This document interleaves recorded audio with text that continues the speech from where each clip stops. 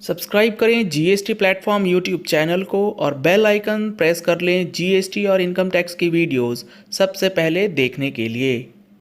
काफी सारे लोगों को जिसको लेकर के काफी ज्यादा क्वेरीज जो हैं वो पूछी जा रही हैं। आप देख पा रहे हैं स्क्रीन पे एक मैसेज मैंने ओपन किया है जो कि आया है इनकम टैक्स पोर्टल के अंदर से, और ये कहता है income tax department has identified certain high value information which does not appear to be in line with the income tax return filed for the assessment year 21-22 relating to financial year 2021।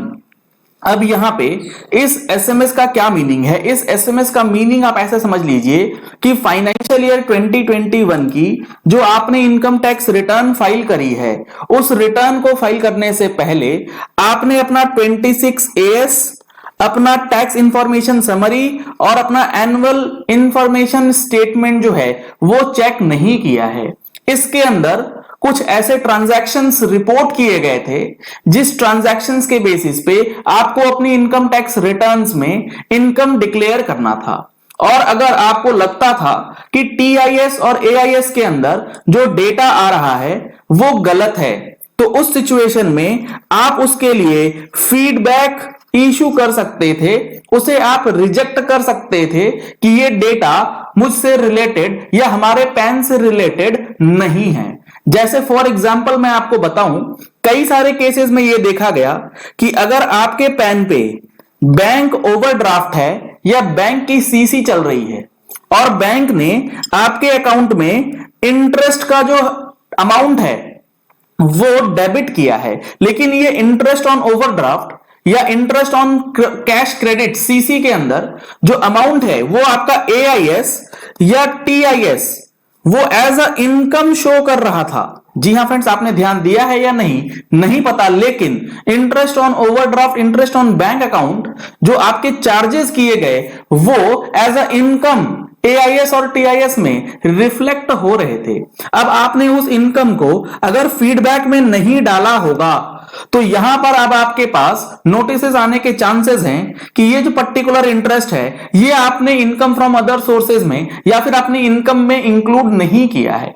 तो ऐसी चीजों को check कर लीजिएगा कि AIS और TIS के अंदर जो ट्रांजैक्शंस हुए हैं वो ट्रांजैक्शंस आपके इनकम टैक्स की रिटर्न से मैच होते हैं या नहीं। दूसरा एग्जांपल, आपने अगर ध्यान दिया हो तो एआईएस और टीआईएस के अंदर sales and purchase of shares and mutual funds की एंट्रीज जो है वो दिखाई जा रही थी।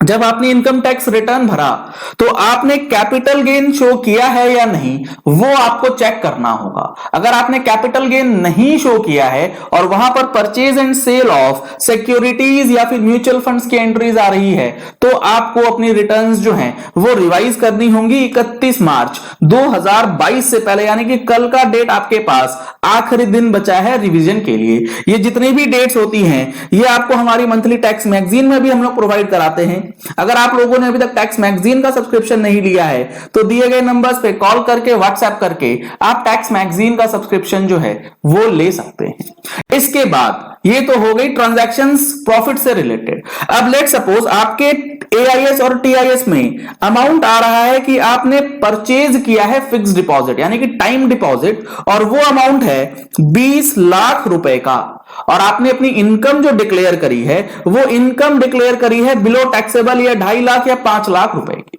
तो यहां पर एक सवाल ये उठ सकता है कि आपने ड्यूरिंग द ईयर 20 लाख रुपए का एफडी किया और इनकम डिक्लेयर कर रहे हैं 2 लाख 5 लाख, तो ये इन लाइन विथ जो हाई वैल्यू ट्रांजैक्शंस है उसके साथ नहीं है। अब यहां पर आपका जवाब हो सकता है कि ये 20 लाख रुपए मैंने एक बार में थोड़ी कमा लिया है, ये तो हमने पिछले सालों से कमाया है। तो इसका आपको रिप्लाई बना करके देना होगा कि ये 20 लाख रुपए का सोर्स क्या है।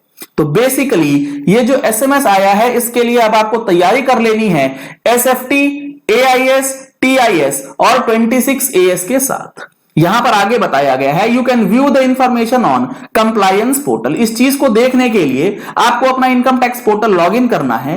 लॉगिन पोर्टल पे जाने के बाद पेंडिंग एक्शंस के अंदर कंप्लायंस पोर्टल वाला सेक्शन है, इसमें जाकर के ई कैंपेन असेसमेंट ईयर 21-22 ऑनवर्ड्स आप क्लिक करेंगे तो आपके सामने इंफॉर्मेशन जो है ओपन हो जाएगी कि क्या हाई वैल्यू ट्रांजैक्शंस जो है आपने कर रखे हैं।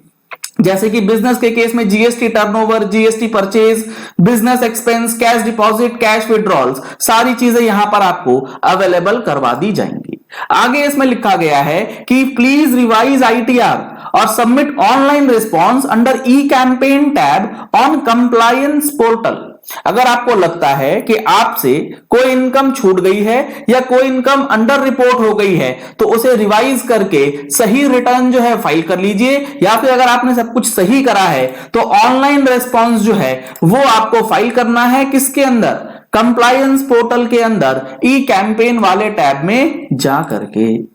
If the information has been correctly accounted for in ITR, you may ignore this message। अगर आपके पास सारी चीजें सही हैं, आपको कुछ नहीं करना है, तो आप इस एसएमएस को इग्नोर भी कर सकते हैं। Access compliance portal after login into e-filing portal, जो मैंने आपको स्टेप्स बताए हैं वो स्टेप्स यहां पर दिए गए और यहां बताया गया है कि उस ई कैंपेन वाले टैब में जाने के बाद आपके पास पेंडिंग एक्शंस का टैब दिखेगा। उस पेंडिंग एक्शंस के अंदर जाना है और वहां से आपको अपना हाई वैल्यू ट्रांजैक्शंस के आधार पे जो आपने इनकम टैक्स रिटर्न में इनकम डिक्लेयर करी है उन सारी चीजों का जस्टिफिकेशन जो है वो करना है।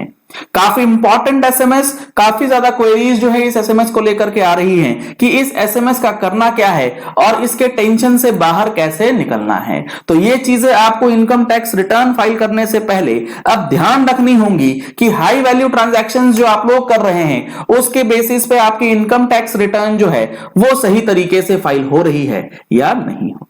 चलिए इस वीडियो को यही एंड करते हैं। आशा करते हैं कि आपको ये चीजें क्लियर हो गई होंगी कि इनकम टैक्स रिटर्न में हाई वैल्यू ट्रांजैक्शंस किस तरीके से रिपोर्ट होने चाहिए, अगर रिपोर्ट नहीं करते हैं तो क्या उसका रिपरकेशन होगा और आगे चल के क्या परेशानी आपको आ सकती है।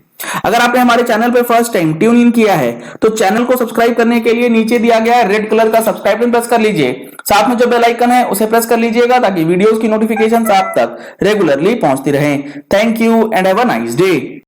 सब्सक्राइब करें जीएसटी प्लेटफॉर्म यूट्यूब चैनल को और बेल आइकन प्रेस कर लें जीएसटी और इनकम टैक्स की वीडियोस सबसे पहले देखने के लिए।